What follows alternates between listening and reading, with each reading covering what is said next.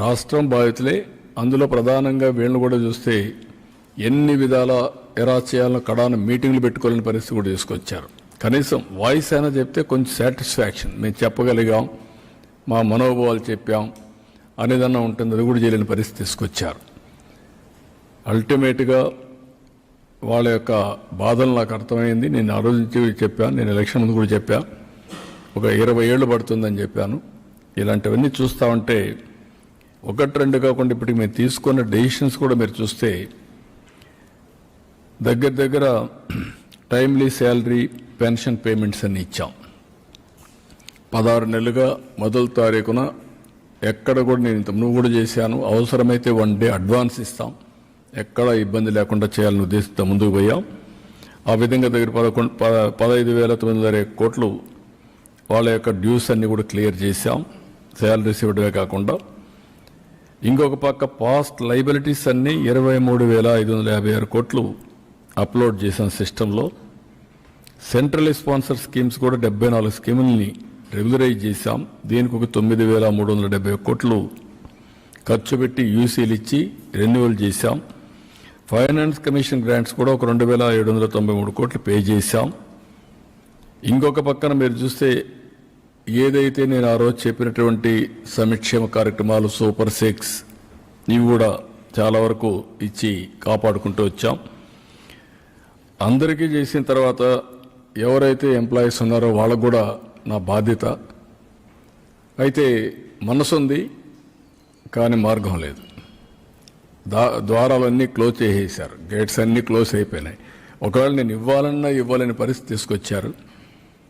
But ఏదైనా సరే ఈరోజు ఆలోచించిన తర్వాత నాకు అనిపించింది వీళ్ళకు కూడా మనం మళ్ళా కనీసం దీపావళి ముందు ఈ ప్రభుత్వం మీతో ఉంటుంది, అందరికీ చేసినప్పుడు నేను ఎవరిని కూడా అందరికంటే ముఖ్యంగా వీళ్ళు హుషారుగా ఉంటేనే నేను అనుకున్న పనులు కూడా సుజావుగా జరుగుతాయి.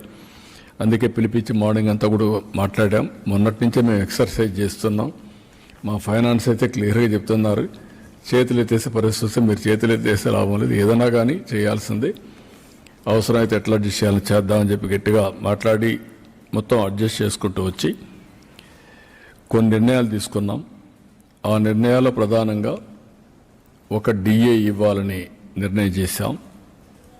నవంబర్ 1 నుంచి ఇంకొక 10 రోజులు ఉంది, నవంబర్ 1 అకౌంట్లో అడ్జస్ట్ చేసి ఈ ఒక డిఏ ఇస్తాం. ఈ డిఏ నెలవారీగా 160 crores అవుతుంది. అది ఫస్ట్ ఫేజ్, అది క్లియర్ చేస్తాం. అదే సమయంలో ఇంకొక పక్క టీచర్స్ వీళ్ళందరూ ఉన్నారు, ఇప్పుడు ఇవ్వలేకపోతున్నాం. ఎర్న్ లీవ్ కూడా పోలీసులకు మాత్రం ఒక 1 ఇన్స్టాల్మెంట్ క్లియర్ చేస్తాం. 50-50 అంటే సగం 105 కోట్లు నవంబర్లో ఇచ్చి 105 కోట్లు జనవరిలో ఇస్తాం. ఇది కూడా క్లియర్ చేస్తాం. రెండోది వీళ్ళు హెల్త్ దీనికి కాంట్రిబ్యూట్ చేస్తున్నారు.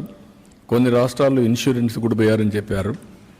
ఒక 60 డేస్లో ఇదే క్యాబినెట్ పనిచేస్తూ 60 డేస్ లోపల సిస్టమ్స్ అన్ని స్ట్రీమ్లైన్ చేసి మెరుగైన విధానం తీసుకొచ్చి ఏ ఎంప్లాయీ కూడా ఇబ్బంది లేకుండా రియల్ టైంలో హెల్త్ బాగాలేనప్పుడు క్లియర్ చేసుకునే విధంగా దానికి కూడా తీసుకొస్తాం.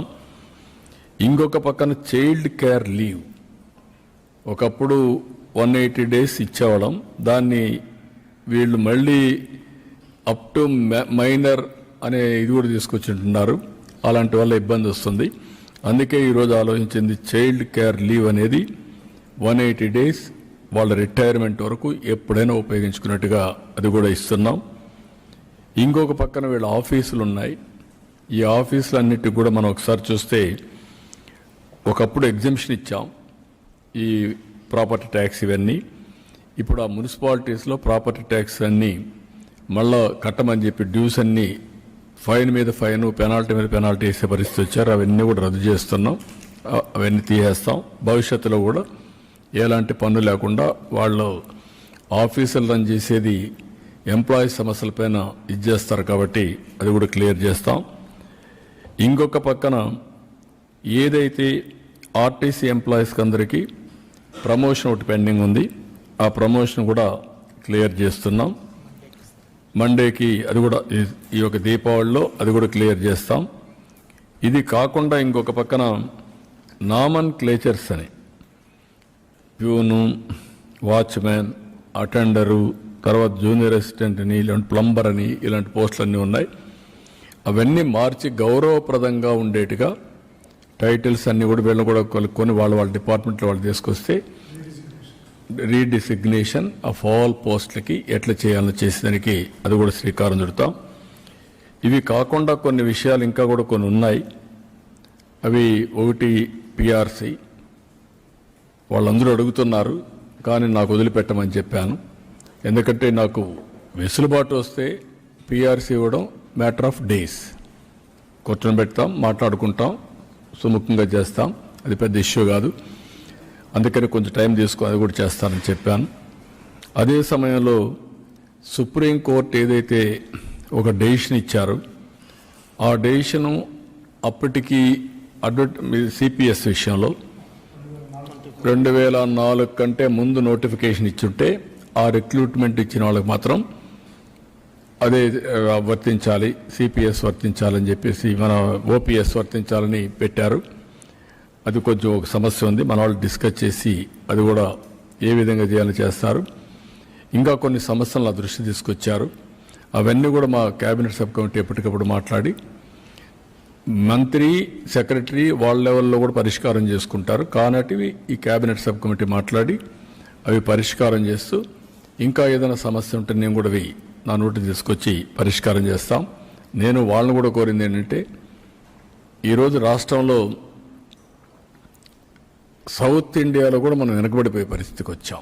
కారణాలు ఏమైనా కావచ్చు, కొన్ని మన చేతల్లో లేవు. కానీ ఇప్పుడిప్పుడు దీన్ని పికప్ చేసుకొని స్ట్రక్చరల్ కరెక్షన్స్ కూడా జరగాలి, ఆదాయం పెరగాలి. అదే సమయంలో అందరికి కూడా మెరుగైన జీవన ప్రమాణాలు ఉండాలి. అందులో ఎంప్లాయీస్ ఎవరైతే కష్టపడతారో వాళ్ళకు కూడా డ్యూ రికగ్నిషన్ ఆర్ వాటా ఉండే పరిస్థితి రావాలి.